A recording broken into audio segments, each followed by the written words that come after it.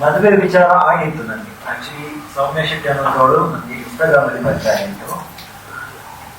ನನ್ನ ಫ್ರೆಂಡ್ಸ್ ತರ ಚಾಟ್ ಮಾಡ್ತಾ ಇದ್ವಿ. ಅನಂತರ ಮದುವೆ ವಿಚಾರ ಬಂದಾಗ ನನಗೂ ಆ ಟೈಮಲ್ಲಿ ಹುಡುಗಿ ಬರ್ತಾ ಇತ್ತು ನನಗೆ. ಸೊ ಅದೇ ಹೇಳಿದಾಗ ಅವಳದ್ದು ಹೇಳಿದೆ ನಾನು, ಇವಾಗ ಹುಡುಗಿ ನೋಡ್ತಾ ಇದ್ದಾರೆ, ಮದುವೆ ಆಗಿದ್ದಿದೆ ಅಂತ. ಅವಳದ್ದು ಮೆಸೇಜ್ ಬರುತ್ತೆ ಇಮಿಡಿಯೇಟ್ ಆಗಿ, ನಾನು ಆಗ್ಬೋದಾ ಅಂತ. ಆವಾಗ ನಾನು ಸ್ವಲ್ಪ ಆಲೋಚನೆ ಮಾಡ್ತೀನಿ, ಹೌದಲ್ಲ, ಓಕೆ ನೋಡೋಣ ಹೇಳ್ತೀನಿ. ಆಮೇಲೆ ಡೈರೆಕ್ಟ್ ಆಗಿ ನಾನು ನನ್ನ ಅಮ್ಮನ ಹತ್ರ ಹೇಳ್ತೇನೆ, ಈಗ ಒಂದು ಪ್ರಪೋಸಲ್ ಇದೆ. ಸೊ ಅಂದರೆ ಇನ್ಸ್ಟಾಗ್ರಾಮ್ ಅಲ್ಲಿ ಮಾತಾಡ್ಬಿಟ್ಟು ಪ್ರಪೋಸಲ್ ಇರುವಂಥದ್ದು. ಸೊ ಹೇಗೆ ಮಾತಾಡೋದಾ ಏನಿರ್ತ ಅಂತ ವಿಚಾರಿಸಿದ್ರು. ಅವಳಿಗೆ ಹೇಳಿದ್ದಾರೆ ನನಗೆ ಒಂದು, ನನ್ನ ಫಸ್ಟ್ ಇದೊಂದು ಮ್ಯಾರೇಜ್ ಆಗಿತ್ತು, 19 years ಇರುವಾಗ ನನಗೆ ಮ್ಯಾರೇಜ್ ಆಗಿತ್ತು. ಆಮೇಲೆ ಡಿವೋರ್ಸ್ ಆಗಿದೆ ಅಂತ ಅವ್ರು ಫಸ್ಟ್ ಮ್ಯಾರೇಜ್ ಇದ್ದು ಇನ್ಫಾರ್ಮೇಶನ್ ನಮಗೆ ಕೊಟ್ಟಿದ್ದಾರೆ. ಸೊ ನಾನು ಕೂಡ ನನ್ನ ತಮ್ಮಂದು ಮದುವೆ ಆಗಿತ್ತು. ಆಕ್ಚುಲಿ ಅಮ್ಮನೊಂದು ಆಸೆ ಇತ್ತು, ತಮ್ಮನಿಂದ ಮೊದಲು ಆಗ್ಬೇಕಿತ್ತಂತ. ಅವನು ಆಲ್ರೆಡಿ ಆಗಿತ್ತು, ಮತ್ತೆ ನಮ್ದು ಲಾಸ್ಟ್ ತಮ್ಮನಿಗೆ ಫಿಕ್ಸ್ ಆಗಿತ್ತು ಮದುವೆ. ಅವನಿಂದ ಮುಂಚೆ ಆಗ್ಬೇಕಂತ ಹೇಳಿ ನಮ್ಗೊಂದು ಮನಸ್ಸಿತ್ತು. ಯಾಕಂದ್ರೆ ಇಬ್ಬರು ತಮ್ಮಂದ್ರೆ ಆದ್ಮೇಲೆ ಮತ್ತೆ ಅಣ್ಣ ಆಗೋದು ಸರಿ ಅಲ್ಲ ಅಂತ ಅನ್ಕೊಂಡು ಅವನಿಂದ ಮುಂಚೆ ಮದುವೆ ಆಗ್ಬೇಕಂತ ಹೇಳಿ ಸ್ವಲ್ಪ ಅವಸರ ಮಾಡಿದ್ದೇನೆ. ಸೊ ಅವಸರ ಮಾಡಿಬಿಟ್ಟು ಆ ಪ್ರಪೋಸಲ್ ನೋಡ್ಕೊಂಡು, ಮತ್ತೆ ಏನು ಅವಳದು ಡ್ರಾಬ್ಯಾಕ್ ಏನು ನಾನು ಕೇಳಿಲ್ಲ, ಅದೊಂದು ಗೊತ್ತಿತ್ತು ನನಗೆ. ಆಮೇಲೆ ನಾವು ಅವ್ರ ಮನೆಗೆ ಹೆಣ್ಣು ನೋಡ್ಲಿಕ್ಕೆ ಹೋಗ್ತೀವಿ, ಅವರು ಬಂದರು ನಮ್ಮ ಮನೆಗೆ, ಊಟ ಎಲ್ಲ ಆಯಿತು. ಸೊ ಮೇ ಫಸ್ಟಿಗೆ ನಮ್ಮದು ಮದುವೆ ಫಿಕ್ಸ್ ಆಯ್ತು. ಮದುವೆ ಫಿಕ್ಸ್ ಆದ್ಮೇಲೆ ಯೂಶುವಲಿ ನಾವು ಫೋಟೋಸ್ ಎಲ್ಲ ಹಾಕ್ತೀವಲ್ಲ, ಸ್ಟೇಟಸ್ಗೆಲ್ಲ ಫೋಟೋಸ್ ಹಾಕ್ತೀವಿ. ಸೊ ನಾನು ಸ್ಟೇಟಸ್ ಹಾಕ್ಬೇಕಾದ್ರೆ ಸ್ಟೇಟಸ್ ಹಾಕೋದಕ್ಕೆ ಫೋಟೋ ಬೇಕು, ಒಂದು ಎಡಿಟ್ ಮಾಡಿಕೊಡು ಅಂತ ಹೇಳಿದಾಗ, ಇವಾಗ ಬೇಡ ಹಾಕೋದು, ಆಮೇಲೆ ಹಾಕೋಣ ಹೇಳಿ. ಸೊ ಸರಿ ಆಯ್ತು, ನಾನೇನು ಮಾತಾಡಿಲ್ಲ. ಸ್ವಲ್ಪ ದಿವಸ ಹೋದ್ಮೇಲೆ ಮತ್ತೆ ಕೇಳಿದೆ, ಫೋಟೋಸ್ ಹಾಕೋಣ, ನಮ್ದು ಫಿಕ್ಸ್ ಆಗಿದಲ್ವಾ, ಗೊತ್ತಾಗಿಲ್ವಾ ಅಂತ ಹೇಳಿದೆ. ಇವಾಗ ಬೇಡ ಅಂತ ಹೇಳಿ. ಆಮೇಲೆ ನಮ್ದು ಮೇ 1ಕ್ಕೆ ಹಾಲ್ ಫಿಕ್ಸ್ ಆಯಿತು, ಅಡ್ವಾನ್ಸ್ ಆಯಿತು. ಮೇ 1ಕ್ಕೆ ಮದುವೆ ಅಂತ ಹೇಳಿ ಆಗಸ್ಟ್ ಸೆಪ್ಟೆಂಬರ್ ಹೊತ್ತಿಗೆ ನಮ್ದು ಹಾಲ್ ಎಲ್ಲ ಫಿಕ್ಸ್ ಆಗುತ್ತೆ. ಕಟಿಗಲ್ಲಿ ದಾಳಿ ಅಂತ ಹೇಳಿ ಅದು ಫಿಕ್ಸ್ ಆಗುತ್ತೆ. ಕ್ಯಾಮರಾಮ್ಯಾನ್ ವಿಡಿಯೋಗ್ರಾಫರ್ ಅವ್ರಿಗೆ ಅಡ್ವಾನ್ಸ್ ಆಗುತ್ತೆ. ಸೊ ಅದಾದ ನಂತರ 2 days ಬಿಟ್ಟು ಹೇಳ್ತಾರೆ ನಾವು ಫೋಟೋಸ್ ಅಪ್ಲೋಡ್ ಮಾಡೋಣ. ಸರಿ, ಫೋಟೋಸ್ ಅಪ್ಲೋಡ್ ಮಾಡಿದ್ವಿ. ಅವಳು ಎಡಿಟ್ ಮಾಡಿಬಿಟ್ಟು ವಿಡಿಯೋನ ಕಳಿಸಿದ್ದು, ಅಪ್ಲೋಡ್ ಮಾಡಿ ಒಂದು 2 hours ಒಳಗಡೆ ನನಗೊಂದು ಕಾಲ್ ಬರುತ್ತೆ. ನನ್ನ ಹಿತೈಷಿ ಅವರು, ನನ್ನ ಸಪೋರ್ಟರು. ಸೊ ನನಗೆ ಏನಿದ್ರು ಕೂಡ ಅವರು, ನಾವು ಡೈಲಿ 1-2 ಸರ್ತಿ ಮಾತಾಡ್ತಿದ್ವಿ. ಆವಾಗ ನನಗೆ ಸಿನಿಮಾ ಇಂಡಸ್ಟ್ರಿಯಲ್ಲಿ ಇರೋರು ಅವ್ರು ಹೇಳಿದ್ರು, ಏನಾಯ್ತು ಈ ಹೆಣ್ಣಿನ ಜೊತೆ ನಿಮಗೆ ಫಿಕ್ಸ್ ಆಯ್ತಾ ಅಂತ ಕೇಳಿದ್ರು. ಹೌದು, ನಿಮ್ಗೆ ಗೊತ್ತಾ ಅವಳ ಬಗ್ಗೆ? ಬೇಡ, ಅವಳ ಮದುವೆ ಆಗಬೇಡ, ಅವಳ ಹೆಣ್ಣು ಸರಿ ಇಲ್ಲ. ಯಾಕೆ? ಅವಳಿಗೆ ಮದುವೆ ಆಗಿದೆ ಅಂತ ಹೇಳ್ತೀನಿ. ಅದು ಗೊತ್ತು ನನಗೆ, ಮದುವೆ ಆಗಿದೆ, ಅವಳು ಹೇಳಿದ್ದಾಳೆ, ಡಿವೋರ್ಸ್ ಆಗಿದೆ ಅಂತ ಹೇಳಿದ್ದಾಳೆ, ಎಲ್ಲ ಗೊತ್ತಿದ್ದು ನಾವು ಒಪ್ಕೊಂಡಿದ್ದು ಅಂತ. 2 ಮದುವೆ ಆಗಿದೆ ಗೊತ್ತಾ ಅಂತ ಹೇಳಿದ್ರು. ಇಲ್ಲ ಅದು ಗೊತ್ತಿಲ್ಲ ಅಂತ ಹೇಳಿ. 2 ಮದುವೆ ಆಗಿದೆ ಅವಳಿಗೆ, ನಿನ್ನ ಲೈಫನ್ನು ಕೂಡ ಹಾಳು ಮಾಡಿ ನಾನು ಬಿಡೋದಿಲ್ಲ. ಸಪೋಸ್ ಈಗ ನನ್ನನ್ನು ಅಪೋಸ್ ಮಾಡಿ ನೀನು ಹೋಗಿ ಮದುವೆ ಆಗ್ತೀನಿ ಅಂತ ಹೇಳಿದ್ರು ಕೂಡ ನಾನು ಅದನ್ನ ಬಿಡೋದಿಲ್ಲ. ಮದುವೆ ಮಂಟಪಕ್ಕೆ ಬಂದ್ರು ನಾನು ಮದುವೆಯನ್ನು ತಡೀತೀನಿ, ನಿನ್ನ ಲೈಫನ್ನು ಹಾಳು ಮಾಡೋದಕ್ಕೆ ಬಿಡೋದಿಲ್ಲ ಅಂತ ನನ್ನ ಜೊತೆ ಜಗಳ ಮಾಡಿದ್ರು. ನಾನು ಅವ್ರ ಜೊತೆ ಜಗಳ ಮಾಡಿದೆ. ನಾನು ಅವ್ರನ್ನ ಅಪೋಸ್ ಮಾಡಿದೆ. ನೀವು ಇದರಲ್ಲಿ ಹೇಳಬೇಡಿ, ಆಲ್ರೆಡಿ ನನಗೆ ಮದುವೆ ಫಿಕ್ಸ್ ಆಗಿದೆ. ಸೊ ಇನ್ನು ಇದನ್ನು ಕ್ಯಾನ್ಸಲ್ ಮಾಡ್ಲಿಕ್ಕಂತ ನನಗೆ ಆಗೋದಿಲ್ಲ, ನನ್ನ ಮದುವೆ ಆಗೋದಾಗೋದು, 2 ಮದುವೆ ಎಲ್ಲ ಆಗಿರ್ಲಿಕ್ಕಿಲ್ಲ ಅಂತ. ಸೊ ನಮ್ಗೆ ಯಾಕೋ ಫ್ಲಾಶ್ ಆಗ್ತಿತ್ತು, 2 ಮದುವೆ ಅದಾದ್ಮೇಲೆ ಇನ್ನಿಬ್ರು ನನಗೆ ಕಾಲ್ ಮಾಡಿದ್ರು ಅವಳ ಬಗ್ಗೆ. ಸೊ ಅವಳು ಬೇಡ, ಸರಿ ಇಲ್ಲ, 2 ಮದುವೆ ಆಗಿದೆ, ಮತ್ತೊಬ್ಬ ಹೇಳಿದ್ರು ಮಗು ಇದೆ ಅವಳಿಗೆ. ಮಗು ಇಲ್ಲ ಆಕ್ಚುಲಿ, 2 ಮದುವೆ ಆಗಿದೆ. ಇಷ್ಟೆಲ್ಲ ಮಂದಿ ನನಗೆ ಹೇಳ್ಬೇಕಾದ್ರೆ ನನಗೊಂದು ಸೆನ್ಸ್ ಆಗ್ತಾ ಇತ್ತು, ಇದ್ರ ಬಗ್ಗೆ ಸ್ವಲ್ಪ ಎನ್ಕ್ವೈರಿ ಮಾಡ್ಬೇಕಲ್ಲ ನಾನು. ಸೊ ಹೀಗೆ ಎನ್ಕ್ವೈರಿ ಮಾಡ್ಬೇಕಾದ್ರೆ ಅವಳು ಮೊಬೈಲಲ್ಲಿ ಚೆಕ್ ಮಾಡಿ ಕೊಡೋದಿಲ್ಲ. ಆದ್ರೂ ನಮ್ಗೆ ಒಂದು ಸಿಕ್ತು, ಎಲ್ಲಿಂದ ಒಂದು ಡೀಟೇಲ್ಸ್ ಸಿಕ್ತು ನನಗೆ. ಸೊ ನಿನ್ನೆ ಅವಳೊಂದು ಪ್ರೆಸ್ ಕಾನ್ಫರೆನ್ಸ್ ಇದು ಮೀಡಿಯಾ ಮೀಟ್ ಕರೆದಿದ್ದು. ಸೊ ಅದರಲ್ಲಿ ಒಂದು ಸ್ಟೇಟ್ಮೆಂಟ್ ಕೊಡ್ತಾರೆ, ನಮ್ದು ಫಸ್ಟ್ ಡಿವೋರ್ಸ್ ಆದಾಗ ಆ ಡಿವೋರ್ಸ್ ಪ್ರೊಸೀಜರ್ ಏನಿದೆಯೋ ಅದಕ್ಕೆ ಹೆಲ್ಪ್ ಮಾಡ್ಲಿಕ್ಕೆ ಒಬ್ಬ ಸಂಜಯ್ ಅಂತ ಹೇಳಿ ಒಬ್ಬ ಫ್ರೆಂಡ್ ಇದ್ದ ಅಂತ ಒಂದು ಸ್ಟೇಟ್ಮೆಂಟ್ ಕೊಟ್ಟಿದ್ದಾರೆ. ಆಕ್ಚುಲಿ ಆ ಸಂಜಯ್ ಜೊತೆ ಅವಳಿಗೆ ಮದುವೆ ಆಗಿತ್ತು. ಅದೇ ಸಂಜಯ್ ಅವಳು ಮದುವೆ ಆಗಿಲ್ಲ ಅಂತ ಹೇಳಿದ್ದಾರೆ. ಅದರಲ್ಲಿ ಅವರು ಮೀಡಿಯಾ ಪರ್ಸನ್ ಕ್ವಶನ್ ಮಾಡ್ತಾರೆ, ಮದುವೆ ಆಗಿದೆಯಾ ಸಂಜಯ್, ನಿಮ್ಗೆ ಮದುವೆ ಆಗೋಣ ಅಂತ. ಅದಕ್ಕೆ ಹೇಳ್ತಾರೆ, ಇಲ್ಲ, ಅವನ ಜೊತೆ ನನಗೆ ಮದುವೆ ಆಗಿಲ್ಲ, ನಾನು ಅವನ ಫ್ರೆಂಡ್ ನನಗೆ ಕೋರ್ಟ್ಗೆ ಗಲ್ಲಾಗಿ ಆಶೀಶ್ ಹೋಗ್ಲಿಕ್ಕೆ ಎಲ್ಲ ಹೆಲ್ಪ್ ಮಾಡ್ತಾ ಇದ್ದೆ, ಮತ್ತೆ ಅದಕ್ಕೆ ಪ್ರೊಸೀಜರ್ಸ್ ಎಲ್ಲ ಗೊತ್ತಿತ್ತು, ಡಿವೋರ್ಸ್ ಪ್ರೊಸೀಜರ್, ಅದಕ್ಕೋಸ್ಕರ ಅವನ ನನ್ನ ಜೊತೆ ಇದ್ದ, ಆಮೇಲೆ ಟಾರ್ಚರ್ ಮಾಡಿದ ಅಂತ ಹೇಳ್ತಿದ್ದಾರೆ. ಸೊ ಇವಾಗ ಇಲ್ಲಿ ಆ ಸಂಜಯ್ ಅವನ ಮದುವೆ ಆಗಿದ್ದಕ್ಕೆ ಪ್ರೂಫ್ ನನ್ನ ಹತ್ರ ಇದೆ, ಬೇಕಾದ್ರೆ ನೀವು ಇವಾಗ ಕೇಳಿದ್ರು ನಾನು ಕೊಡ್ತೀನಿ. ಸೊ ಕೋರ್ಟ್ ನೋಟಿಸ್ ಎಲ್ಲ ಇದೆ ನನ್ನ ಹತ್ರ. ಅದು ಎಲ್ಲಿಂದ ಸಿಕ್ತಂತ ನಾನು ಆಮೇಲೆ ನೆಕ್ಸ್ಟ್ ಟೈಮ್. ಸೊ ಅವನು ಯಾಕೆ ಓಡಿ ಹೋಗಿದ್ರು, ಅವನು ಎಸ್ಕೇಪ್ ಆಗಿದ್ದಾನೆ. 1.5 ವರ್ಷ ಅವರು ಮುಲ್ಕಿಯಲ್ಲೆಲ್ಲ ರೂಮ್ ಮಾಡಿಕೊಂಡು ಇಬ್ರು ಒಟ್ಟಿಗೆ ಇದ್ರು. ಆಮೇಲೆ ನನಗೆ ಹೇಳಿದ್ದು, ನಾನು ಕೇಳಿದೆ, ಈ ತರ ಮದುವೆ ಆಗಿದೆಯಾ ನಿಮ್ಗೆ ಕೂಗಿ ಹೇಳಿದ್ದು. ಹೌದು ನನಗೆ ಆಗಿದೆ, ನನಗೆ ಹೇಳಿಕ್ಕೆ ಆಗಲಿಲ್ಲ ಇದನ್ನೆಲ್ಲ, ಹೇಗೆ ಹೇಳುದು ನಿನ್ನ ಹತ್ರ, ನಿನ್ನನ್ನು ಬಿಟ್ಟರೆ ನನ್ಗೆ ಯಾರಿದ್ದಾರೆ ಮತ್ತೆ ಮನೆಯವರು ಕೂಡ ಸಪೋರ್ಟ್ ಮಾಡ್ತಾರೆ. ಅವಳಿಗೆ ಮನೆಯಿಂದ ಜಾಸ್ತಿ ಸಪೋರ್ಟ್ ಇಲ್ಲ. ಅವಳು ಮೊದಲು ಇದ್ದಿದ್ದು ಫಸ್ಟ್ ಮ್ಯಾರೇಜ್ ಡಿವೋರ್ಸ್ ಆದ್ಮೇಲೆ ಸಂಜಯ್ ಜೊತೆ ಇದ್ದಿದ್ದು 1 ವರ್ಷ ಮುಲ್ಕಿನಲ್ಲಿ. ಅನಂತರ ಅವನ ಎಸ್ಕೇಪ್ ಆದ್ಮೇಲೆ ಅವಳನ್ನ ಮನೆಗೆ ತಗೊಳ್ಳಿಲ್ಲ ಮನೆಯವರು. ಅವಳು ಇದ್ದಿದ್ದು ಉಡುಪಿಯಲ್ಲಿ ಒಂದು ನಾಟಕ ತಂಡದಲ್ಲಿ ಅವಳು ಆಕ್ಟ್ ಮಾಡ್ತಾ ಇದ್ಲು. ಒಂದು 10-50 ಶೋ ಎಲ್ಲ ಮಾಡಿದ್ದಾರೆ. ಅಲ್ಲಿಂದಲೂ ಓಡಿಸಿದ್ದಾರೆ ಅವಳ. ಸೊ ಅಲ್ಲಿ ಸ್ವಲ್ಪ ಕಿರಿಕಿರಿ ಆಯ್ತು, ಅದಕ್ಕೆ ಅಲ್ಲಿಂದ ಓಡಿಸಿದ್ದಾರೆ. ಆ ಟೈಮಲ್ಲಿ ಅವರು ಉಡುಪಿಯಲ್ಲಿ ಸ್ಟೇ ಆಗ್ತಾ ಇದ್ರು, ಮನೆಗೆ ಬರ್ತಾ ಇರ್ಲಿಲ್ಲ, ಮನೆಯಲ್ಲೆಲ್ಲ ಇರ್ಲಿಲ್ಲ. ಸೊ ಮನೆಯಲ್ಲಿ ಕೂಡ ನಮ್ಗೆ ಸಪೋರ್ಟ್ ಇಲ್ಲ, ನೀನು ಕೂಡ ಬಿಟ್ಟು ನಂಗೆ ಯಾರಿದ್ದಾರೆ ಅಂತ. ನನಗೆ ಫಸ್ಟ್ ಮ್ಯಾರೇಜ್ಗೆ ನಾನು ಎಂಟ್ರಿ ಆಗಿದ್ದೆ. ಸೆಕೆಂಡ್ ಮ್ಯಾರೇಜ್ ಜಾಸ್ತಿ ಜನಕ್ಕೆ ಯಾರಿಗೂ ಗೊತ್ತಿಲ್ಲ. ನನ್ನ ಫ್ಯಾಮಿಲಿ ಅವ್ರಿಗೆ ನಾನು ಹೇಳಿಲ್ಲ ಈ ವಿಷಯವಾಗಿ. ಸೊ ನಾನು ಸರಿ ಆಯ್ತು, ಅದಕ್ಕೆ ಕೂಡ ಇಲ್ಲೇ ಸರಿ ಆಯ್ತು, ಪರವಾಗಿಲ್ಲ, ಯಾರಿಗೂ ಗೊತ್ತಾಗೋದು ಬೇಡ, ಇದು ಇಲ್ಲೇ ಇರಲಿ. 2 ಮ್ಯಾರೇಜ್ ಆಗಿದೆಯಲ್ಲ, ಪರವಾಗಿಲ್ಲ, ಎಲ್ರಿಗೂ ಪಾಸ್ಟ್ ಇರುತ್ತೆ. ಬಟ್ ನಿಂದೊಂದು ಸ್ವಲ್ಪ ಸ್ಪೆಷಲ್ ಆಗಿದೆ, ಮ್ಯಾರೇಜ್ ಆಗಿದೆ. ನಾನು ಕೂಡ ಒಳ್ಳೆಯವರು ಅಂತ ಹೇಳ್ತಾ ಇದ್ದೆ. ನನಗೂ ಕೂಡ ಲವ್ ಇತ್ತು, ಅಫೇರ್ ಇತ್ತು ನನಗೆ. ನಾನು ಕೂಡ ಲವ್ ಮಾಡಿದ್ದೆ, ಇಲ್ಲ ಅಂತ ಹೇಳ್ತಾ ಇಲ್ಲ. ಪ್ರತಿಯೊಬ್ಬರು ತಪ್ಪು ಮಾಡ್ತಾರೆ, ನಾನು ತಪ್ಪು ಮಾಡಿದ್ದೀನಿ ಇಲ್ಲ ಅಂತ ಅಲ್ಲ. ಸೊ ಪ್ರತಿಯೊಬ್ಬರು ತಪ್ಪು ಮಾಡ್ತಾರೆ. ಬಟ್ ಪಾಸ್ಟ್ ಅನ್ನು ಮರೆತು ಬಿಟ್ಟು ಫ್ಯೂಚರ್ ಅಲ್ಲಿ ಚೆನ್ನಾಗಿರೋಣ ಅಂತ ಒಂದು ಮಾತು ಹೇಳಿದ್ದೀನಿ ನೋಡಿ. ಪಾಸ್ಟ್ ಅನ್ನು ಮರೆತು ಬಿಡೋಣ, ಏನಿದ್ರು ಇಲ್ಲಿ ಪರವಾಗಿಲ್ಲ, ಹೋಗ್ಲಿ, ಫ್ಯೂಚರ್ ಅಲ್ಲಿ ಚೆನ್ನಾಗಿರೋಣ, ಒಂದು ಲೈಫ್ ಸೆಟ್ ಮಾಡ್ಕೊಳ್ಳೋಣ. ಅದಕ್ಕೆ ಅವಳಿಗೆ ಖುಷಿ ಆಯ್ತು. ಓಕೆ ಅಂತ ಹೇಳಿ ಫ್ಯೂಚರ್ ಚೆನ್ನಾಗಿತ್ತು, ಸ್ವಲ್ಪ ದಿವಸ ಚೆನ್ನಾಗಿತ್ತು. ಆಮೇಲೆ ನನಗೆ ಇನ್ನೊಂದು ವಿಷಯ ಸಿಗಲಿಲ್ಲ. ಅದು ಈ ರಿವೀಲ್ ಮಾಡೋದಿಲ್ಲ ನಾನು, ನೆಕ್ಸ್ಟ್ ಟೈಮ್ ಅಗತ್ಯ ಬಿದ್ದರೆ ರಿವೀಲ್ ಮಾಡ್ತೀನಿ. ಸೊ ಆ ವಿಷಯದಿಂದ ನಾನು ಅವಳ ಮನೆಗೆ ಹೋಗಿ ನನಗೆ ಮದುವೆ ಬೇಡ ಅಂತ ಹೇಳ್ತೀನಿ, ಕ್ಯಾನ್ಸಲ್ ಮಾಡಿ, ನನಗೆ ಮದುವೆ ಬೇಡ, ಈ ಮದುವೆ ಆಗಲಿಕ್ಕಿಲ್ಲ ನನಗೆ. ಯಾಕಂತ ಹೇಳಿದ್ರೆ ನಾವು ಸ್ವಲ್ಪ ಮರ್ಯಾದಸ್ಥ ಫ್ಯಾಮಿಲಿಯಿಂದ ಬಂದವರು. ಸೊ ಇಂಥ ಹೆಣ್ಣನ್ನು ನಮ್ಮ ಮನೆಗೆ ಕರ್ಕೊಂಡು ಬರ್ಲಿಕ್ಕೆ ಆಗೋದಿಲ್ಲ. ನಾನು ನನ್ನ ಫ್ಯಾಮಿಲಿಯಲ್ಲಿ, ಕುಟುಂಬದಲ್ಲಿ ದೈವದ ಚಾಕರಿ ಮಾಡೋಣ. ಸೊ ನಾನು ಆ ಥರ ಎಲ್ಲ ಮಾಡಿದರೆ ಒಬ್ಬರಿಗೆ ನಾನು ಇನ್ಸ್ಪಿರೇಷನ್ ಆಗಿರ್ಬೇಕು. ಸೊ ಆ ಥರ ಎಲ್ಲ ಮಾಡ್ಲಿಕ್ಕೆ ಆಗ ಅಂಥ ಹೆಣ್ಣನ್ನು ನಾನು ಕರ್ಕೊಂಡು ಬರ್ಲಿಕ್ಕೆ ಆಗೋದಿಲ್ಲ ನನಗೆ ಮನೆಗೆ. ಆ ಕ್ಯಾನ್ಸಲ್ ಮಾಡ್ತೀನಿ ಅಂತ ಹೇಳುವಾಗ ಮನೆಯಲ್ಲಿ ಜಗಳ ಆಯ್ತು. ನಾನು ಕ್ಯಾನ್ಸಲ್ ಮಾಡಿ ನಮ್ಮ ಜೊತೆ ಜಗಳ ಮಾಡಿ ನಾನು ಬಿಟ್ಟು ಅಲ್ಲಿಂದ ಬಂದೆ. ಮನೆಗೆ ಹೋಗಿನೇ ಹೇಳಿದೆ ನಾನು, ಅಲ್ಲಿಂದ ಬಿಟ್ಟು ಬಂದೆ. ಆಮೇಲೆ ಅವರವರಿಗೆ ಜಗಳ ಆಯ್ತು. ಅಲ್ಲಿಂದ ಅವಳನ್ನು ಮನೆಯಿಂದ ಹೊರಗೆ ಹಾಕ್ತಾರೆ. ಹೊರಗೆ ಹಾಕ್ಬೇಕಾದ್ರೆ ಅವಳದು ಕಾಲ್ ನಮ್ಮ ಅಪ್ಪನಿಗೆ ಹೋಗುತ್ತೆ. ನಮ್ಮ ಮನೆಗೆ ಜಗಳ ಆಗಿದೆ, ಇವನು ಕೂಡ ಬಿಟ್ಟು ಹೋಗಿದ್ದಾನೆ, ಹೆಲ್ಪ್ ಮಾಡ್ತಾ ಇಲ್ಲ, ನಾನು ಏನ್ ಮಾಡಲಿ ಅಂತ ನನ್ನ ಅಪ್ಪನಿಗೆ ಕಾಲ್ ಮಾಡ್ತಾರೆ. ಅಪ್ಪನಿಗೆ ಅಂದ್ರೆ ಹೆಣ್ಮಕ್ಳು ಅಂತ ತುಂಬಾ ಬೇಕು, ನಮ್ಗೆ ಹೆಣ್ಮಕ್ಳು ಇಲ್ಲ ಮನೆಯಲ್ಲಿ. ಸೊ ಅವರು ಅವಳನ್ನ ಮಾತಾಡ್ತಾ ಇದ್ದಿದ್ರು, ಯಾವಾಗ್ಲೂ ಮಾತಾಡ್ತಾ ಇದ್ರು, ಡೈಲಿ ಕಾಲ್ ಮಾಡಿ ಮಾತಾಡ್ತಾ ಇದ್ರು. ಅವಳು ಕೂಡ ಅಪ್ಪನ ಜೊತೆ ಕ್ಲೋಸ್ ಆಗಿತ್ತು. ಸೊ ಅಪ್ಪ ಏನು ಹೇಳಿದ್ರು, ನನಗೆ ಕಾಲ್ ಮಾಡಿದ್ರು, ಈಗ ಗಲಾಟೆ ಆಗ್ತಿದ್ಯಾ ಅಂತಲ್ಲ, ಯಾಕೆ ಬಿಟ್ಟು ಬಂದಿದ್ದೀನಿ, ಅವಳನ್ನು ಕರ್ಕೊಂಡು ಬಾ, ಮನೆಗೆ ಕರ್ಕೊಂಡು ಬಾ, ಹೇಗೂ ಇನ್ನು ಸ್ವಲ್ಪ ದಿವಸದಲ್ಲಿ ಮನೆಗೆ ಬರೋಳಲ್ಲ ಅವಳನ್ನು ಕರ್ಕೊಂಡು ಬಾ, ಅಲ್ಲಿ ಬಿಡಬೇಡ, ಅಲ್ಲಿ ಬಿಟ್ಟರೆ ಅವರು ಕೊಂದಾಕಿ ಯಾರು ಹಾಗೆ. ಅದಕ್ಕೆ ಸರಿ, ನಾನು ಸ್ವಲ್ಪ ಆಲೋಚನೆ ಮಾಡಿ ಹೇಗೆ ಕರ್ಕೊಂಡು ಹೋಗುದು ಇವರಿಗೆ. ಈ ವಿಷಯದಲ್ಲಿ ಏನು ಹೇಳಿಲ್ಲ ನಾನು. ಸೆಕೆಂಡ್ ಮ್ಯಾರೇಜ್ ಇದ್ದಾಗಲಿ, ಇದು ಇನ್ನೊಂದು ವಿಷಯದಲ್ಲಿ ಸಿಕ್ಕಿಬಿದ್ದಿದ್ದಾಗಲಿ ಯಾವ ವಿಷಯ ಕೂಡ ಮನೆಯಲ್ಲಿ ಹೇಳಿಲ್ಲ. ಸೊ ನಾನು ನನ್ನೊಳಗೆ ಅದನ್ನ ಇಟ್ಬಿಟ್ಟೆ, ನೋಡೋಣ ಏನಾಗುತ್ತೆ ಅಂತ. ಒಂದು ದಿವಸ ಬರುತ್ತೆ ನಾವು ಕ್ಯಾನ್ಸಲ್ ಮಾಡ್ಲಿಕ್ಕೆ. ನನಗೆ ಅಲ್ಲಿಂದ ಮನಸ್ಸೇ ಇರ್ಲಿಲ್ಲ ಮದುವೆ ಆಗಿ. ಸೊ ಆದ್ರೂ ಕಷ್ಟಪಟ್ಟು ನಾನು ಅವಳನ್ನ ಮನಸ್ಸಲ್ಲಿ ಇತ್ತು ಬೇಡ ಅಂತ ಹೇಳಿ ಆದ್ರೂ ಕರ್ಕೊಂಡು ಬಂದೆ. ಅರ್ಧ ದಾರಿಯಲ್ಲಿ ಬರ್ಬೇಕಂತ ಹೇಳಿದ್ರು, ಇಲ್ಲಿ ಮನೆಗೆ ಬರೋದು ಬೇಡ, ಯಾಕಂತ ಹೇಳಿದ್ರೆ ಒಂದು ಹೆಣ್ಮಗು ಅವಳು ಹೊಸ ತೊಳಿಬೇಕಾದ್ರೆ ಫಸ್ಟ್ ತೊಳಿಬೇಕಾದ್ರೆ ಮದುವೆ ಆಗಿನೇ ಬರಬೇಕು, ಇಲ್ಲಿ ಕರ್ಕೊಂಡು ಬರ್ಬೇಡ, ನೀವು ದೊಡ್ಡಮ್ಮನ ಮನೆಗೆ ಕರ್ಕೊಂಡು ಹೋಗು, ಅಲ್ಲಿ ಬರ್ತೀವಿ ನಾವು ಅಂತ ಹೇಳಿದ್ರು. ಸೊ ಅಲ್ಲಿ ಕರ್ಕೊಂಡು ಹೋದ್ರೆ ಅವ್ರು ಬಂದ್ರು, ಮಾತಾಡಿದ್ವಿ ನಾವು. ಆಮೇಲೆ ದೊಡ್ಡಮ್ಮ ಹೇಳಿದ್ರು, ಅಲ್ಲಿ ಲೋಕಲ್ ಅಲ್ಲಿ ಇರೋದು ನಮ್ಮ ದೊಡ್ಡಮ್ಮ ಮನೆ ಮತ್ತೆ ಅಮ್ಮನ ಮನೆ ಹತ್ತಿರ ಇರೋದು. ಸೊ ನಾಳೆ ಊರಿನವರೆಲ್ಲ ಮಾತಾಡ್ಕೊಳ್ತಾರಲ್ಲ, ಹುಡುಗಿ ಬಂದಿದ್ದಾಳೆ, ಅವಳಿಗೆ ಮನೆಗೆ ಇಟ್ಕೊಂಡಿದ್ದಾರೆ, ಆ ಥರ ಎಲ್ಲ ಆಗ್ಬಾರ್ದು, ಅದೆಲ್ಲ ಬೇಡ. ಈ ಕಾರ್ಕಳದಲ್ಲಿ ನಮ್ಮ ಅಕ್ಕನ ಮನೆ ಇದೆ, ಕಾರ್ಕಳದಲ್ಲಿ ಅಕ್ಕನ ಮನೆಗೆ ಕರ್ಕೊಂಡು ಹೋಗು, ಅಲ್ಲಿ ಇಲ್ಲಿ ಮತ್ತೆ ಅವ್ರ ಮನೆಯವ್ರು ಕರೆದ್ರೆ ಅಲ್ಲಿಂದ ಕರ್ಕೊಂಡು ಹೋಗು ಅಂತ ಹೇಳಿದ್ರು. ಒಂದು 10-12 ದಿವಸ ಆಗ್ಬೋದು, 1 ವಾರ ಕಳೀಬಹುದು, ಅವ್ರು ಕರ್ಕೊಂಡು ಹೋಗ್ಬೋದು ಅಂತ ನಾವು ಅನ್ಕೊಂಡ್ವಿ. ಬಟ್ ಅಲ್ಲಿ ಹೋದ್ಮೇಲೆ 1 ತಿಂಗಳು ಅಲ್ಲಿದ್ದು. ಇದು ಅಕ್ಟೋಬರ್ 2ಗೆ ಅವಳ ಮನೆ ಬಿಟ್ಟು ನಮ್ಮ ಅಕ್ಕನ ಮನೆಗೆ ಬಂದಿದ್ದಾಳೆ, ಅಕ್ಟೋಬರ್ 3ಗೆ. ನವೆಂಬರ್ 2 ತನಕ ಅಲ್ಲಿ ಇದ್ದು. ಸೊ ಅಲ್ಲಿರ್ಬೇಕಾದ್ರೆ ಅಕ್ಕನ ಜೊತೆನೂ ಕಿರಿಕ್ ಆಗ್ತಾ ಇತ್ತು, ಜಗಳ ಆಗ್ತಾ ಇತ್ತು. ನನ್ನ ಜೊತೆ ಡೈಲಿ ಆಗುತ್ತೆ, ಫೋನ್ ಮಾಡಿದ್ರು ಜಗಳ, ಫೋನ್ ಇರೋದಿಲ್ಲ, ಸಂಜೆ ತನಕ ಕಿರಿಕಿರಿ, ಟಾರ್ಚರ್, ತುಂಬಾ ಚಿತ್ರಹಿಂಸೆ ಕೊಡ್ತಾಳೆ ಅವಳು. ಎಷ್ಟು ಚಿತ್ರಹಿಂಸೆ ಕೊಡ್ತಾಳೆ ಅಂತ ಹೇಳಿದ್ರೆ ಒಂದು ಎಕ್ಸಾಂಪಲ್ ಕೊಡ್ತೀನಿ ನಾನು.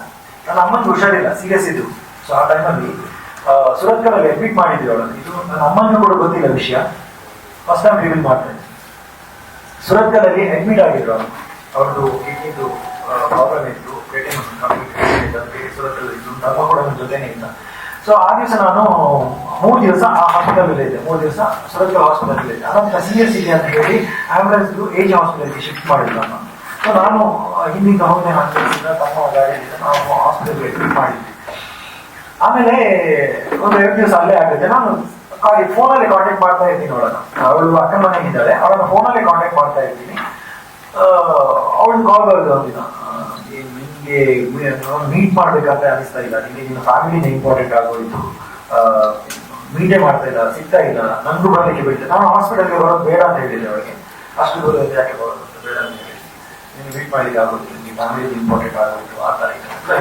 ಹೌದು, ನನಗೆ ಇವಾಗ ಸದ್ಯಕ್ಕೆ ಅಮ್ಮ ಸೀರಿಯಸ್ ಇದ್ದಾರೆ, ನನಗೆ ಫ್ಯಾಮಿಲಿ ಇಂಪಾರ್ಟೆಂಟು, ಸೊ ಮೀಟ್ ಮಾಡ್ಲಿಕ್ಕೆ ನಮ್ಮ ಡಿಸೈಡ್ ಆದ್ರೆ ನಾನು ಮೀಟ್ ಮಾಡ್ತೀನಿ ಅಂತ ಹೇಳಿ.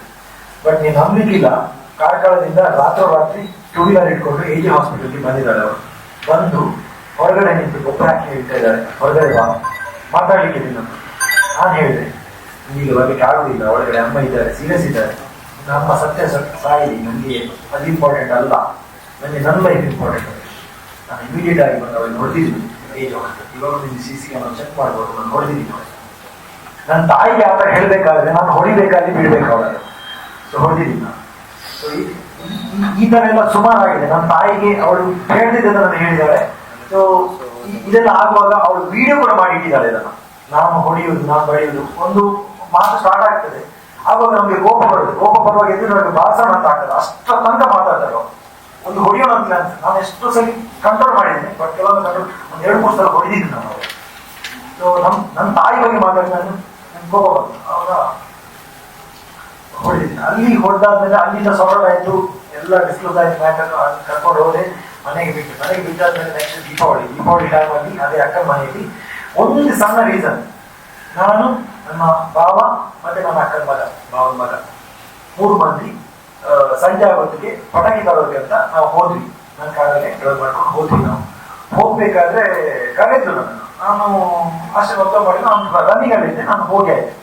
ಸೊ ಆಮೇಲೆ ಬಂದ್ಮೇಲೆ ನನ್ನನ್ನು ಕರ್ಕೊಂಡು ಹೋಗಿಲ್ಲ ಅಂತ ಅಲ್ಲಿ ದೀಪಾವಳಿ ದಿವಸನೇ ಜಗಳ ಮಾಡಿ, ದೀಪ ಇಡಕ್ಕೂ ಬಿಡಲಿಲ್ಲ ಯಾರು ಕೂಡ, ಅಲ್ಲೇ ಜಗಳ ಮಾಡಿದ್ರು. ದೀಪಾವಳಿ ದಿವಸ ಅಂತ ನೋಡಿಲ್ಲ, ನೆಕ್ಸ್ಟ್ ಡೇ ಮಾತಾಡೋಣ ಅನ್ನೋ ವಿಷಯ ಅದು ಕೂಡ ಇಲ್ಲ.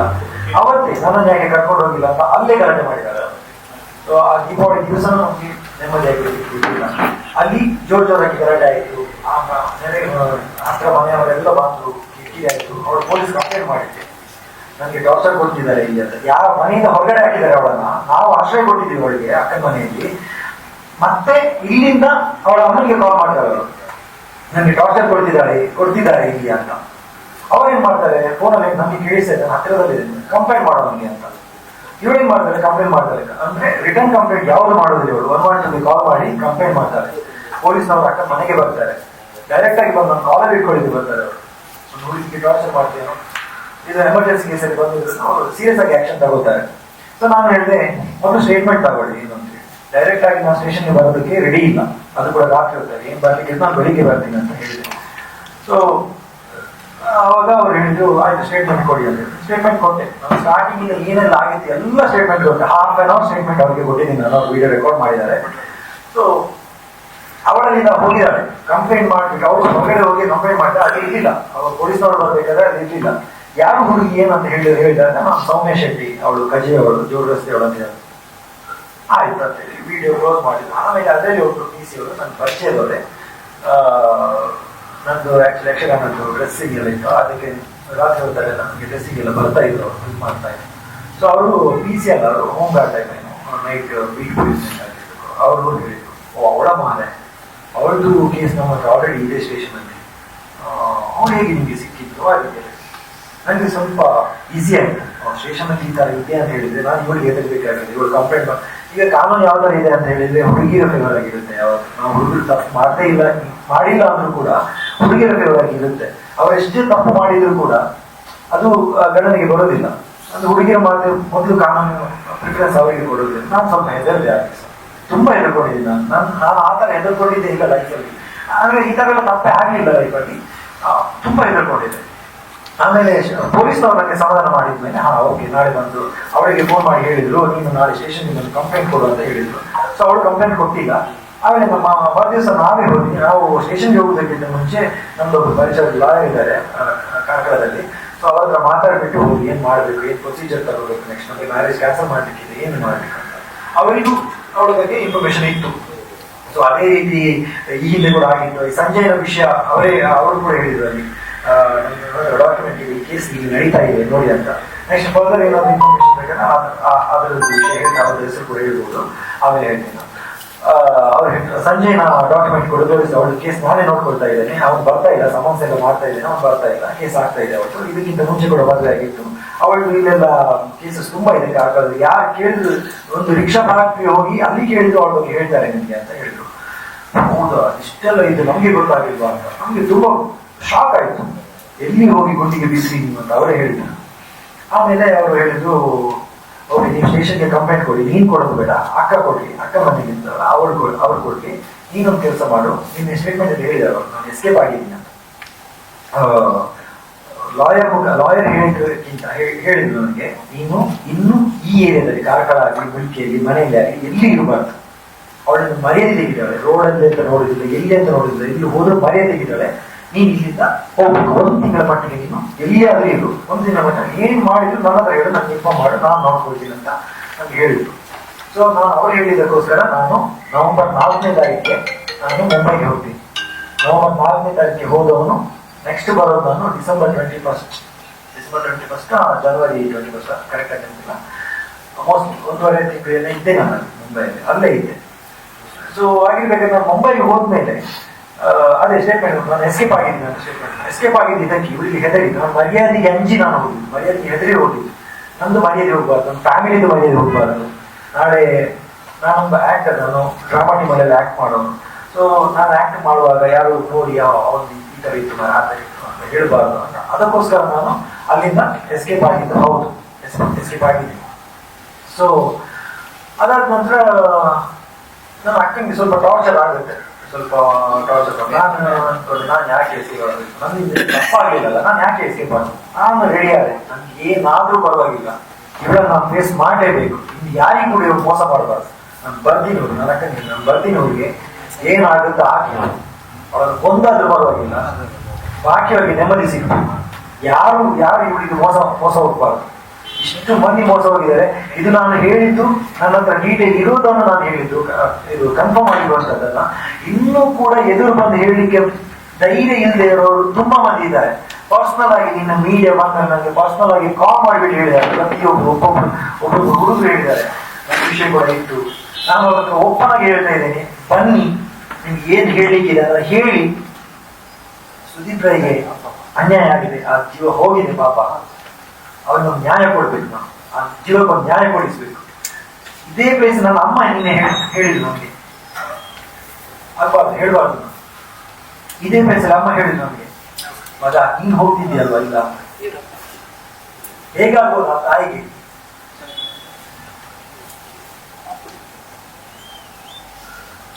ನನ್ನ ಅಮ್ಮ ಹೇಳಿದ್ರ ನೀನ್ ಹೋಗ್ತಿದ್ಯಲ್ವಾ, ಅದೇ ನಾವು ಅನುಭವಿಸ್ತಾ ಇದ್ದಾರೆ ಇವಾಗ. ನಾನದೇ ಹುಡುಗರಿಗೆ ಹೇಳುದು, ಯಾರಿಗೆ ಮೋಸ ಆಗ್ತಿತ್ತು ಬನ್ನಿ ಎಲ್ರು, ನಾನಿದ್ದೇನೆ, ಬಿಡುದಿಲ್ಲ. ನಾನು ಸ್ವತಂತ್ರವಾಗಿ ಬಂದಿದ್ದು ಇವರ ಜೊತೆ. ಇವರೇನು ಹೇಳಿಲ್ಲ ನನಗೆ, ನಾನು ಫೋನ್ ಮಾಡಿ ಹೇಳಿದ್ದು ನಾನು ಬರ್ತೀನಿ ಅಂತ ಹೇಳಿ. ಬರ್ತೀನಿ. ಅವ್ರು ಎಷ್ಟು ಅಹಂಕಾರ ಇದ್ದಾರೆ, ಅವ್ರು ಎಷ್ಟು ಅಹಂಕಾರ ಅಂದ್ರೆ ಕೈ ತೋರಿಸಿ ಮಾತಾಡ್ತಾರೆ ಹುಡುಗಿಗೆ, ಕೈ ತೋರಿಸಿ ಮಾತಾಡ್ತಾರೆ. ನಮ್ಗೆ ಈಗ ಹಟ್ಟಾಗೋದ್ರ ಮಾತಾಡ್ತಾರೆ, ಅಲ್ಲಿ ಜಗಳ ಸ್ಟಾರ್ಟ್ ಆಗುತ್ತೆ. ಅಲ್ಲಿಂದ ವಿಡಿಯೋ ಮಾಡ್ಲಿಕ್ಕೆ ಸ್ಟಾರ್ಟ್ ಮಾಡಿದ್ರು, ಇವನು ಹೀಗೆ ಮಾಡ್ತಾ ಅವನು ಹೀಗೆ ಮಾಡ್ತಾ. ನಾನು ವಿಡಿಯೋ ಕೂಡ ಮಾಡಿದಾಳೆ ಅವಳು, ನನ್ನ ಟೀಮ್ಗೆ, ಶಾರದಾಸ್ ಟೀಮ್ಗೆ ಕಳಿಸಿದಾಳೆ. ಅವಳೆಲ್ಲ ನೋಡ್ಬಿಟ್ಟು ನಂದೇ ತಪ್ಪಂತ ಹೇಳಿದ್ದಾರೆ. ಯಾರಿಗೂ ನಾನು ಆನ್ಸರ್ ಕೊಡೋಕೆ ಹೋಗಿಲ್ಲ. ಇವತ್ತು ಬಂದಿದ್ದು ನಾನು ಒಪ್ಪನಾಗಿ, ಯಾರಿಗೂ ಆನ್ಸರ್ ಕೊಡಕ್ಕೆ ಹೋಗ್ಲಿಲ್ಲ. ಒಂದ್ ದಿವಸ ಒಂದಲ್ಲ ಒಂದ್ ದಿವಸ ಹೊರಗಡೆ ಸ್ಪಂದೆ ಬರುತ್ತಿದ್ದೆ, ಅವಳ ಹಣೆ ಬರ ಎಲ್ರಿಗೂ ಗೊತ್ತಾಗುತ್ತೆ, ಆಲ್ಮೋಸ್ಟ್ ಎಲ್ಲ ಜನರಿಗೂ ಗೊತ್ತಿದೆ. ನಾನು ಇವತ್ತು ಮೆಸೇಜ್ ಸ್ಟೋರೀಸ್ಗೆ ಕೂಡ ರೆಡಿ ಇದೆ ನಿಮ್ಗೆ. ಎಷ್ಟು ಜನ ಮೆಸೇಜ್ ಮಾಡಿದ್ದಾರೆ ನನಗೆ, ಎಷ್ಟು ಜನ ಮೆಸೇಜ್ ಮಾಡಿದ್ದಾರೆ, ಒಳ್ಳೇದಾಯ್ತು ಅಂತ. ಅವಳಿಗೆ ಶಿಕ್ಷೆ ಆಗಲೇಬೇಕು, ಬಿಡ್ಬೇಡ, ಏನು ಬೇಡ. ನಿನ್ನೆ ಅವಳು ವಿಡಿಯೋದಲ್ಲಿ ಮಾತಾಡಿದಾಳೆ, ಎಷ್ಟು ಫಾಲ್ಸ್ ಎಲಿಗೇಷನ್ ಮಾಡಿದಾಳೆ ಅಂತ ಹೇಳಿದ್ರೆ. ಅವಳು ಫಸ್ಟ್ ಮದುವೆ ಆಗಿದ್ದು ಕೂಡ ಡೀಟೇಲ್ ಆಗಿ ಹೇಳಿಲ್ಲ.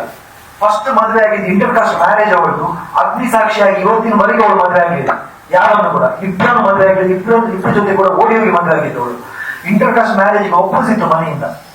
ಅವ್ರು ಹೋಗಿ ಕಂಪ್ಲೇಂಟ್ ಮಾಡಿದ್ದಾರೆ ಸ್ಟೇಷನ್ಗೆ, ನನ್ನ ಮಗನನ್ನು ಓಡಿಸ್ಕೊಂಡು ಹೋಗ್ತಾ ಇದ್ದಾನೆ ಅವನಂತ.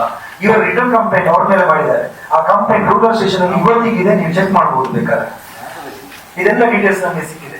ಅಷ್ಟು ಬೇಡ. ನಾನು ಮುಂಬೈಗೆ ಹೋದ್ಮೇಲೆ ನನಗೆ ಮಹಿಳಾ ಆಯೋಗದಿಂದ ಕಾಲ್ ಬರುತ್ತೆ, ನನ್ನ ಸೇಮ್ ನಂಬರ್ಗೆ ಕಾಲ್ ಬರುತ್ತೆ ಮಹಿಳಾ ಆಯೋಗದಿಂದ. ಅವ್ರು ಹೇಳ್ತಾರೆ, ಸೌಮ್ಯ ಶೆಟ್ಟಿ ಮತ್ತೆ ಅವ್ರ ಫ್ಯಾಮಿಲಿ ಅವರು ಬಂದಿದ್ದಾರೆ, ನಿಮ್ಮಲ್ಲಿ ಕಂಪ್ಲೇಂಟ್ ಮಾಡ್ತಿದ್ದಾರೆ, ನೀವು ಅವ್ರ ಮದುವೆ ಆಗ್ತೀನಿ ಅಂತ ಹೇಳಿ ಮೋಸ ಮಾಡಿ ಓಡಿ ಹೋಗಿದ್ದೀರಿ ಅಂತಲ್ಲ. ಹೌದು ಮೇಡಮ್, ನಾನು ಮದುವೆ ಆಗ್ತೀನಿ ಅಂತ ಹೇಳಿದೆ, ಹೌದು, ಅದು ಈಗ ಆಗ್ತಾ ಇಲ್ಲ. ನನ್ನ ಫ್ಯಾಮಿಲಿ ಅವರು ಸೇರಿ ಡಿಸೈಡ್ ಮಾಡಿ ಮದುವೆನ ನಾವು ಕ್ಯಾನ್ಸಲ್ ಮಾಡಿದ್ದೀವಿ, ನಮಗೆ ಬೇಡ ಅಂತ ಹೇಳಿದ್ದೀವಿ ನಾವು. ಅವರು ಹೇಳ್ತಾರೆ, ಒಳ್ಳೇದಾಯ್ತು ಒಳ್ಳೇದಾಯ್ತು. ಅವರು ನನಗೆ ಪರ್ಮಿಷನ್ ಕೊಟ್ಟರೆ ಅವ್ರ ಹೆಸರು ಹೇಳ್ತೀನಿ ನಾನು ನೆಕ್ಸ್ಟ್ ಯಾರನ್ನು ಹೇಳಿ. ಮಹಿಳಾ ಆಯೋಗದಿಂದ ನನಗೆ ಕಾಲ್ ಬಂದವರು ಹೇಳ್ತಾರೆ, ಒಳ್ಳೇದಾಯ್ತು, ಅವ್ರ ಫ್ಯಾಮಿಲಿ ಸರಿ ಇಲ್ಲ, ಇದಕ್ಕಿಂತ ಮುಂಚೆ ಎಷ್ಟೋ ಫ್ಯಾಮಿಲಿಯನ್ನು ಹಾಳು ಮಾಡಿದ್ದಾರೆ ಅವರು, ನಿಮಗೆ ನಾನಿದೆ, ನೀವು ಹೆದರ್ಬೇಡಿ. ಮಹಿಳಾ ಆಯೋಗದಿಂದ ಒಬ್ಬ ಹುಡುಗನಿಗೆ ಅವರು ಸಾಂತ್ವನ ಹೇಳ್ತಾರೆ ಅಂತ ಹೇಳಿ ಆದರೆ ಅವಳ ಬಗ್ಗೆ ಅವ್ರಿಗೆ ಎಷ್ಟು ಕೆಟ್ಟ ಅಭಿಪ್ರಾಯ ಇರ್ಬೋದು ಅದನ್ನು ಆಲೋಚನೆ ಮಾಡ್ಕೊಂಡು ಅವ್ರು ಹೇಳ್ತಾರೆ, ನಿಮಗೆ ನಾನಿದ್ದೇನೆ ಒಂದು ಮಾತು ಹೇಳ್ತಾರೆ ಅವರು. ಈಗ ಮಹಿಳೆಯರಿಗೆ ಪ್ರಾಬ್ಲಮ್ ಆದ್ರೆ, ಏನಾದ್ರು ಟೆನ್ಷನ್ ಆದ್ರೆ, ಅವ್ರಿಗೆ ಪ್ರಾಬ್ಲಮ್ ಆದ್ರೆ, ತೊಂದರೆ ಆದ್ರೆ, ಯಾರು ಅನ್ಯಾಯ ಮಾಡಿದ್ರೆ ಅವರಿಗೆ ಕಂಪ್ಲೇಂಟ್ ಕೊಡ್ಲಿಕ್ಕೆ ಮಹಿಳಾ ಆಯೋಗ ಇದೆ. ನಿಮ್ಮಂತ ಹುಡುಗರಿಗೆ ಯಾರಿದ್ದಾರೆ? ನಾನು ಹೇಳೋದು, ನಮ್ಮಂತ ಹುಡುಗರಿಗೆ ಮೋಸ ಆದಾಗ ಒಂದು ನ್ಯಾಯ ಕೊಡೋದಕ್ಕಂತ ಒಂದ ಹುಡುಗಿಯರಿಗೂ ಹುಡುಗರಿಗೂ ಸಮ ಕಾನೂನು ಇರಬೇಕು, ಒಂದೇ ಕಾನೂನು ಅಂತ ಜಾರಿ ಆಗ್ಬೇಕು.